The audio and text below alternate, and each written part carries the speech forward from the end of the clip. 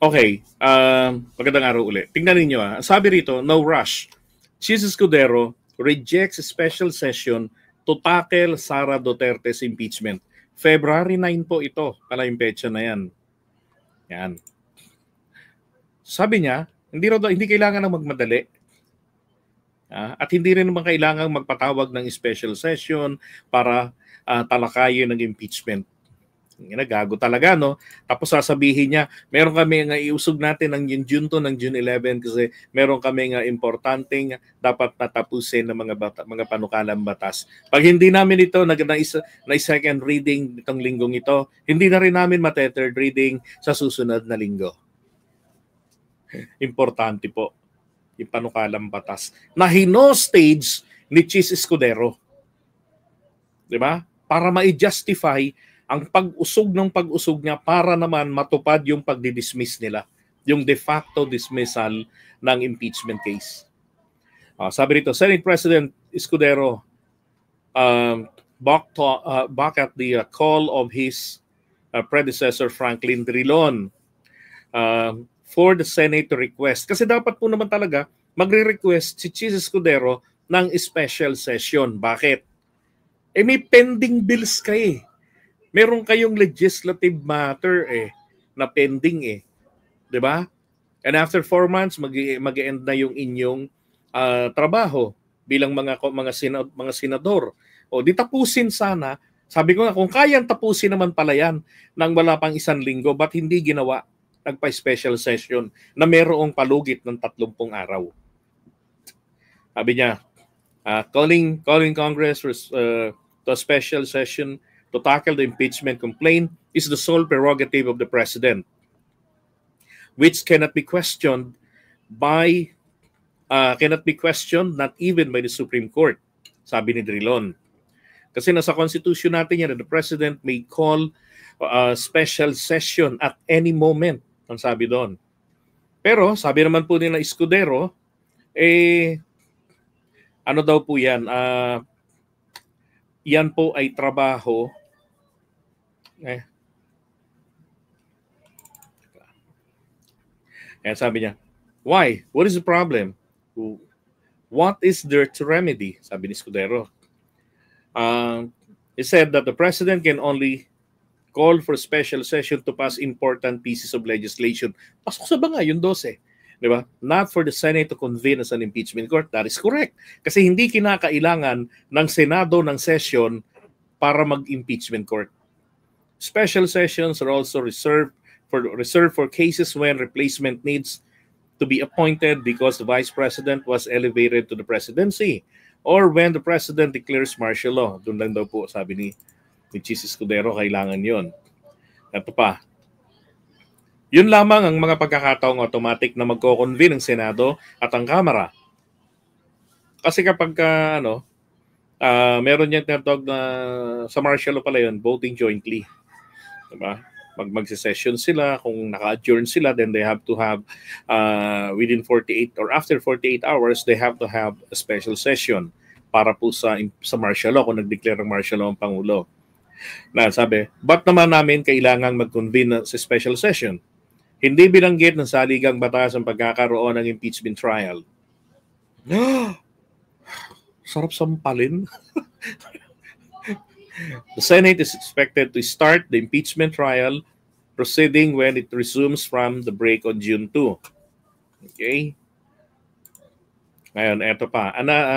Another article naman ito, that I believe February 19 ito, dyan sa Manila Standard. Sabi niya, he urged his colleague to refrain from making statements. Ito yung may mga bumabanat na sa kanya, may mga pumupunan na sa kanyang ginagawang mapagbabaliwala, di ba? Tapos meron na rin mga nagsasabi na ako kapag natuloy ang impeachment, no ang vote ko. Yung mga ganon. So, binagbawalan niya sila na magsalita tungkol po sa impeachment. Tipong, well, don't say anything, just leave it to me. I'm in control. Iyon pala, ipababasura ng lintik na to. That's why I'm reminding the senators to be careful in their statements regarding the impeachment, especially since they have not seen any evidence from either side nor have they reached a final decision on the matter. Di ba? Ang ganda pa ng salita mo, Cheese, hudas ka. And then, this comes as some senators, including Duterte allies, have expressed concerns and vowed to fight the impeachment. Like sina Aimee, di ba? Lalabanan nila, harangin yung impeachment. And consistently ginagawa nila yun. And over 200 lawmakers recently approved resolution to impeach Duterte, paving the way for a Senate trial. A 2/3 vote in the 21st seat Senate would be needed to remove her from office. Escudero anticipates the trial will begin in July after President Marcos' State of the Nation address, or SONA. Duterte has downplayed the impeachment, saying her lawyers have been preparing for it since 2023. It doesn't matter. Diba? Na nagpiprepare yung mga abogado niya. Natural lang yun, maghanda sila. Oh. Ganun tayo ginago ni Jesus Escudero. Siniguro sa taong bayan, by June 2, pagbalik namin, magagampanan namin yung trabaho namin. At kayo, wag muna kayong magdadaldal ng kung ano-ano, yung mga biases ninyo. Dahil wala pa kayong nakikita ni isang ebidensya. Napakagaling, Jesus Escudero. Napakahusay. Di ba? Pero planado pala ang lahat. Lang yung buhay ito. Paano ipaliliwanag ng mga professor sa mga estudyante nila o pag nagturo uli si Cheese sa College of Law, paano niya ipaliliwanag ang forthwith sa legal dictionary? Ano ang ibig sabihin ng forthwith? Na 100 days later, ang basihan kasi yung mga naunang korte, hindi rin naman agad-agad. Hindi literal na sinunod yung forthwith. Diba? Kasi ang Senado, ang Kongreso, late din naman nilang inaksyonan yung kanilang impeachment case.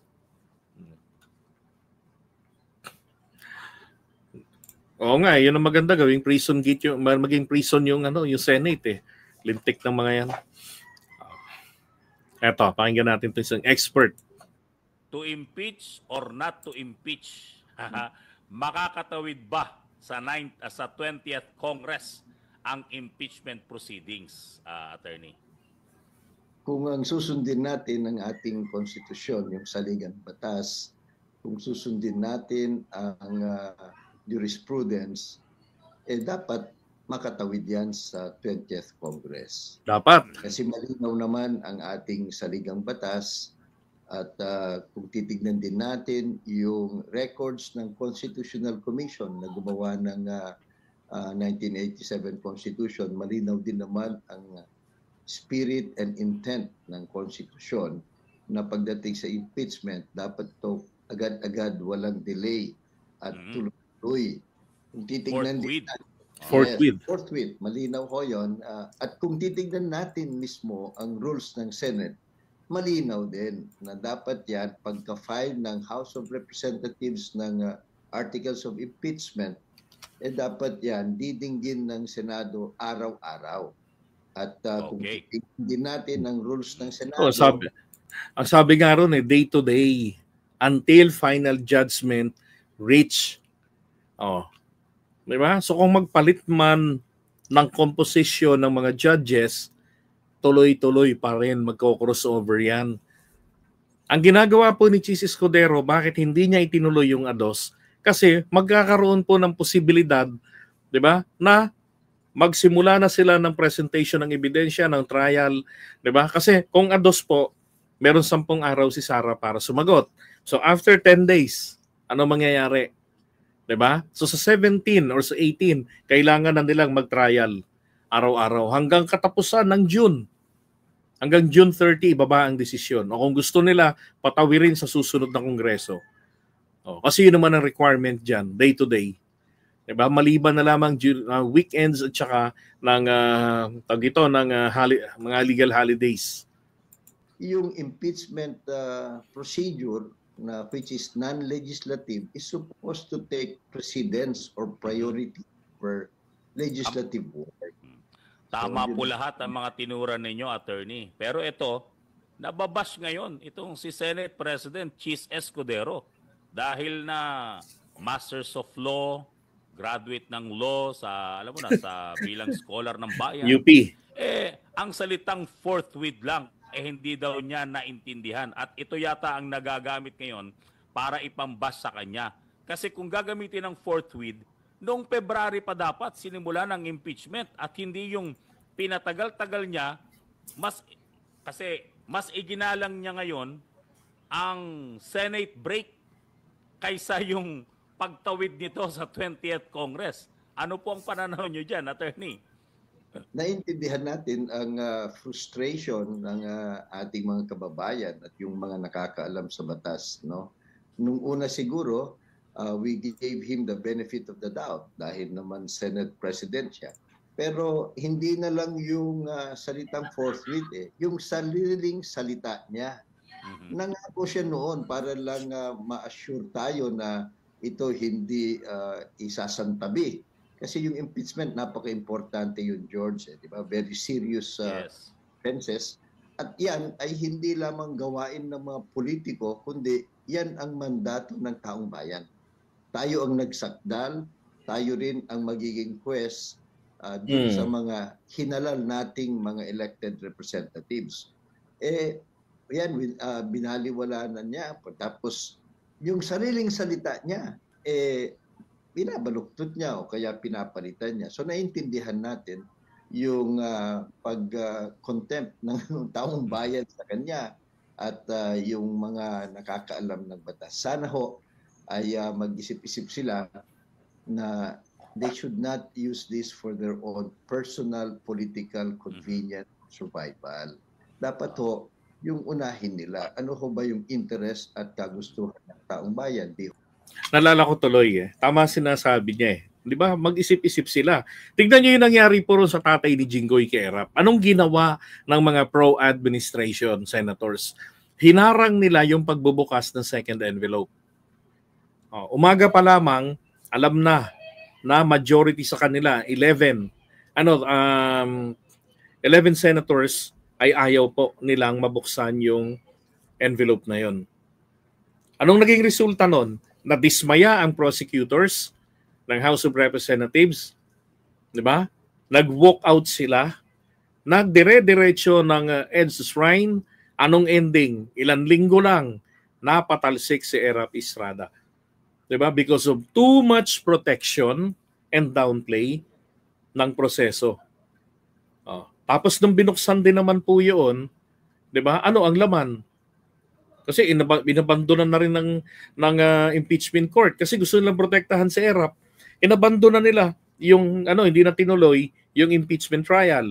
Binuksan yung second envelope na pinoprotektahan nila. Anong laman?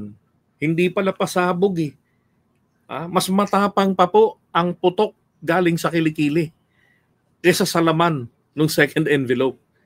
Diba? Kung binuksan nila yon, di walang drama. Natapos si Erap sa kanyang termino. Ngayon, ganun din dapat ang mangyari. Sa ginagawa ng mga to, di ba, na todo protection kisara, dapat silang lahat po ay masibak ng taong bayan. Yang mga senador, kahit yung bagong re-elected, dapat magsipag-resign sila sa trabaho nila. Dahil pare-pareho lang naman sila Ang tono nila ayaw nilang mapakinggan ng taong bayan ang paglilitis sa impeachment. Wala ho silang ibang paliwanag habang ginagamit nila ang technicalities ng batas. Bakit kailangan may pagtakpan? Di ba? O ba? Malaman ang katotohanan at may mananagot ba? At ang isa pa dito, medyo blatant, parang kapansin-pansin para sa minority leader na si Senator Coco Pimentel, yung pinangako niyang pagsisimula ng June 3, muling naurong ng isang linggo para lamang sa presentasyon ng AOI, yung Articles of Impeachment, and not formally convening the Senate as an impeachment court. So, dito ba, Attorney, ano ba ito? Ano ba ang nakikita niyong pattern? May nakikita ba kayong pattern na hindi talaga itutuloy ito? Hindi, yung batas konstitusyon malinaw, yung jurisprudence malinaw. Ang nakikita na natin dito, yung personalidad ng tao. Kasi kung mismong sarili mong pangako, yung sarili mong tinakdang petsa, babaguhin mo for very flimsy reason, pati nga ho yung nasasakdal, sabi niya, sige, tuloy na natin. Yung mga congressman, naghihintay lang. Yung hukom ang umuurong. Saan ho naman tayo nakakita ng katarungan ganyan? So, I think it's no longer a question of law or even politics. I think it's a question of character ng tao. Ngayon po, ipinasa na ito sa plenaryo. Ngayon, may karapatan ba ang 19th Congress na pwedeng i-dismiss ito o i-deny o tanggihan na buuin bilang impeachment court ang kanilang hanay kung ito ang kanilang mapagdesisyonan? Hindi ba paglabag ito sa konstitusyon? Pero paglabag ho yan sa konstitusyon, hindi paggawa ng kanilang tungkulin. Sapagkat ang impeachment at iyong trabaho nila o responsibilidad nila bilang hukom, hindi ho optional yan. Hindi pwedeng atrasan. Trabaho nyo ho yan. So, ito nga yung kung nangunguna yung politikahan o yung kanilang selfish political interest, nakakalungkot ho yun, nakakabahala. Para bang mismong mambabatas ang nagbabaliwala sa batas. Saan? And that's true, di ba? Lawmakers are lawbreakers. Di ba? Kaya nga nakakatakot. Yan po yung sinasabi ko sa inyo, na hindi po tayo dapat tumatangkilik pa ng political dynasty. Bakit? Nagiging reyna, nagiging hari sila. Di ba? Nagiging labis ang kanilang kapangyarihan sa taong bayan. At ang mga politiko, naglulumuhod na sa kanila. Ang mga maliliit na mga politiko. Mapabaliwala na ang interes ng sambayanan. Diba? Dapat tayong civilian authority dapat mas ibabaw sa kanila Tayo ang boss, sabi nga ni Pinoy Diba? Pero ang problema sa mga politiko natin, pag napwesto na, pag natapos na ang halalan, sila na po talaga ang tunay na boss. Ang boses ng taong bayan, hindi po nangyayari ang Vox Populi, Vox Dei, hindi po yan nangyayari. Boses po ng mga politiko at kagustuhan nila ang nangyayari. No? Sabi ni Ruel, di pwede yun. Diba? Kailangan naman po tayong umaksyon dyan. Maramdaman nila. Diba? Magparamdam tayo. Saan natin pupulutin ang ating republika? Saan natin pupulutin ang accountability, rule of law, at iba pa? Saan natin pupulutin ang credibility ng ating mga hinalal na mga representatives natin? Yun nga rin ho, attorney. No? So, hindi ko, may mga nagsasabi na parang lumalabas daw ang talino ngayon ng mga tunay na abogado sa Senado para labang sa usapin ng impeachment. Pero yung simpleng utos ng konstitusyon na buuin sila bilang impeachment court, mukhang kaya pa nilang baliin with this plenary session at plenary voting na gagawin yata nila sa susunod na linggo, attorney. Tama ho yan. At yun nga, maganda na tinatalakay ninyo sa media, tinatalakay natin para sa ganoon maintindihan ng taong bayan. Alalahanin ho natin, 9 out of 10 Filipinos sa mga pinakahuling survey, gusto nilang masubukan yung impeachment para mapagbigyan ng 9 out of 10, ibig sabihin like a 90% ng mga, almost 90% ng mga Filipinos. Sabihin natin 80% or 85% gustong harapin ni Sara ang impeachment. So ibig sabihin, kabilang rin po ang mga ilang DDS dyan na gusto nilang mapaharap si Sara doon sa impeachment. Diba? Hindi para po muro-murohin ng mga senador. Diba? Given na nga, tanggap na nga ng taong bayan na hindi mako-convict Pero ang pinipigilan talaga nila ang ebidensya na lumabas. Let the truth prevail. Yun ang maganda. Aksyonan ng taong bayan yan. pagkakataon yung Vice Presidente na sumagot at para naman mapagbigyan ng pagkakataon ang mga congressman na ilatag ang kanilang ebidensya. Ito simpleng kaso ho. Nakawan ho pagwaldas ng daan-daang milyong piso. Mga seryosong mga aligasyon. Ibig ba sabihin ng mga kagalang-galang na senador natin na baliwala yung korupsyon, baliwala yung accountability, at baliwala yung mandato ng isang vice-presidente? Napakahalaga ho ito eh. Hindi ito yung mga pipitsuging mga kaso na pwede na lang ipospon ng ipospon. Nagsawa na ho ang ating bansa sa napakabago